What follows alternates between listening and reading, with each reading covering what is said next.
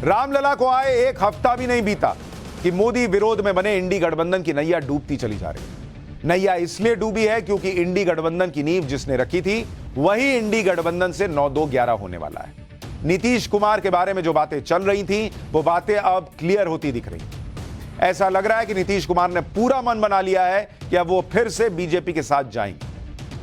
बिहार में क्या चल रहा है, नीतीश कुमार क्या नया सोच रहे हैं, नीतीश कुमार की बात आगे करेंगे, लेकिन इंडी गठबंधन की बात करना जरूरी है जिसका अनऑफिशियली एंड हो चुका है। इंडी का एंड, अगर बिहार में नीतीश कुमार बीजेपी के साथ होंगे, बंगाल में ममता बनर्जी अकेले चुनाव लड़ेंगी, पंजाब में केजरीवाल गठबंधन नहीं करेंगे, यूपी में अखिलेश कांग्रेस को सीटें नहीं देंगे, महाराष्ट्र में सीट शेयरिंग तय नहीं हो पाई, तो फिर इंडी गठबंधन तो सिर्फ नाम का ही रह जाएगा और इस गठबंधन के होने या ना होने से 2024 पर कोई असर नहीं पड़ने वाला है।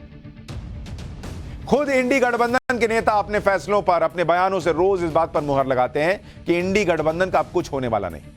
आज ही यह खबर आई कि ममता बनर्जी ने राहुल गांधी की यात्रा को इजाजत नहीं दी। ममता बनर्जी पहले ही बंगाल में इंडी गठबंधन को खत्म कर चुकी हैं एक तरीके से। अब ममता बनर्जी ने बंगाल में राहुल गांधी की यात्रा में ब्रेकर लगा दिए। कांग्रेस ने राहुल गांधी की यात्रा के लिए ममता बनर्जी सरकार से रिक्वेस्ट की थी कि सिलीगुड़ी में राहुल गांधी की एक जनसभा करने दी जाए, लेकिन कांग्रेस का आरोप है कि प्रशासन ने राहुल गांधी की जनसभा के लिए कांग्रेस की रिक्वेस्ट को रिजेक्ट कर दिया। कांग्रेस के नेता अधीर रंजन चौधरी ने कह दिया कि जहां जहां डबल इंजन की सरकार है वहां राहुल गांधी की यात्रा में रुकावट डाली जा रही। बंगाल में डबल इंजन सरकार कहने का मतलब यह था कि ममता बनर्जी नरेंद्र मोदी से मिली हुई। अब बताइए, ये लोग गठबंधन में, ममता बनर्जी इनकी रैली उनके राज्य में एक जगह पे नहीं हो रही है और कांग्रेस जो है इनको बीजेपी का पार्टनर बता रही है एक तरीके से। लेकिन असली खेल तो बिहार में हो रहा है।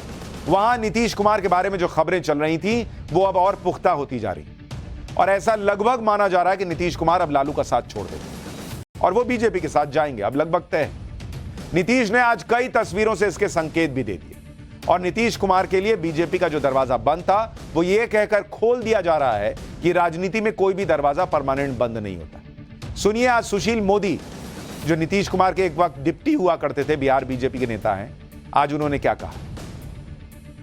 राजनीति में कोई दरवाजा परमानेंट बंद नहीं होता, आवश्यकता के अनुसार दरवाजा खुलता रहता है, बंद होता रहता है। अगर आवश्यकता पड़ेगी तो दरवाजा खुल जाएगा, अगर आवश्यकता नहीं पड़ेगी तो दरवाजा बंद रहेगा। तो इसलिए तो समय आने पर सारी जानकारी मिलेगी। अब यही लोग के तेवर बदल गए। बीजेपी भी कम नहीं है बॉस। एक वक्त में ना अब दरवाजा नहीं खोलेंगे, ना खोलेंगे, ना खोलेंगे, जाओ यहां से। अब धीरे से दरवाजा खोल दिए। बीजेपी ने दरवाजा खोल दिया है। उधर नीतीश कुमार खुद तो कुछ नहीं कह रहे, लेकिन तस्वीरें बता रही हैं कि नीतीश कुमार का मन फिर से डोल गया है। आज पटना में गणतंत्र दिवस का कार्यक्रम था जिसमें डिप्टी सीएम तेजस्वी और सीएम नीतीश दोनों पहुंचे थे, लेकिन दोनों की कुर्सियां कुछ दूरी पर रखी गई।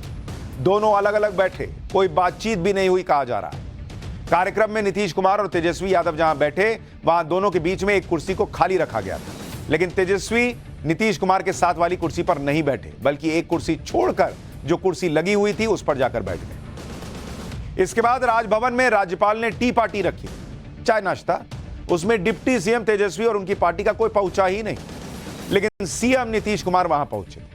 वहां की सबसे दिलचस्प तस्वीर यह थी कि नीतीश कुमार के बगल में जिस कुर्सी पर तेजस्वी यादव के नाम की पर्ची लगी थी, जिस पर तेजस्वी जी को बैठना था, वहां पर नीतीश कुमार के करीबी मंत्री अशोक चौधरी आकर बैठ गए। डिप्टी सीएम के नाम की पर्ची लगी है और आके बैठ गए अशोक चौधरी। और अशोक चौधरी सिर्फ तेजस्वी की कुर्सी पर बैठे नहीं, बल्कि बैठने से पहले कुर्सी पर तेजस्वी के नाम की जो पर्ची लगी हुई थी उसे उखाड़ दिया। और ये सब नीतीश कुमार देख रहे थे। भाई एक प्रोटोकॉल होता है, ऐसा थोड़ी होता है। मान लीजिए आप 2 मिनट बात करने गए थे तो बैठ ही जाते।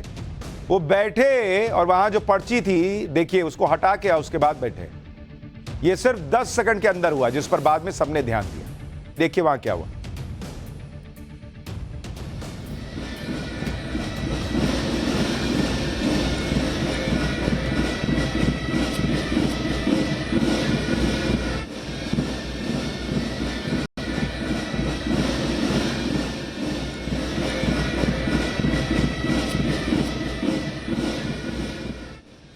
अशोक चौधरी जब नीतीश कुमार के साथ बैठे तो वो मोबाइल पर नीतीश कुमार को कुछ दिखाने लगे। अब इस पर भी लोग अपनी तरफ से कमेंट कर रहे हैं। लेकिन सवाल यह है कि नीतीश कुमार किस मुंह से बीजेपी के साथ जाएंगे, क्योंकि ये वही नीतीश है जो पहले लालू को कोसते थे, फिर लालू के साथ चले गए, फिर बीजेपी को कोसते थे, कहते थे कि मर जाएंगे लेकिन बीजेपी के साथ नहीं जाएंगे। सुनिए पिछले साल ही नीतीश कुमार ने क्या कहा। हम लोग तो सवाल ही नहीं पैदा होता है, मर जाना कबूल है, उनके साथ जाना हमको कभी कबूल नहीं है। ये अच्छी तरह जान लीजिए, समझ लीजिए। जान दे देंगे लेकिन बीजेपी के साथ नहीं जाएंगे, ये हाल था बॉस।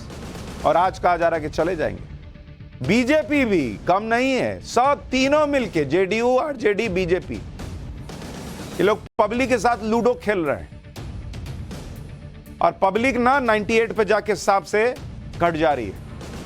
ये लोग सब जीत रहे हैं। सवाल यह है कि बीजेपी अगर नीतीश कुमार के लिए फिर से दरवाजे खोल रही है तो किन शर्तों पर नीतीश कुमार की एंट्री करवाएगी, क्योंकि बॉस बीजेपी का समर्थक जो क्राउड है, मैं अयोध्या में गया था, वहां उस दिन भी खबर आई थी बिहार की, पब्लिक से पूछा, बोले अरे नीतीश जी के साथ तो बीजेपी को कभी जाना ही नहीं चाहिए। बीजेपी समर्थक बोल रहे हैं, लेकिन बीजेपी कैसे एंट्री करवा रही है ये भी अपने आप में सवाल।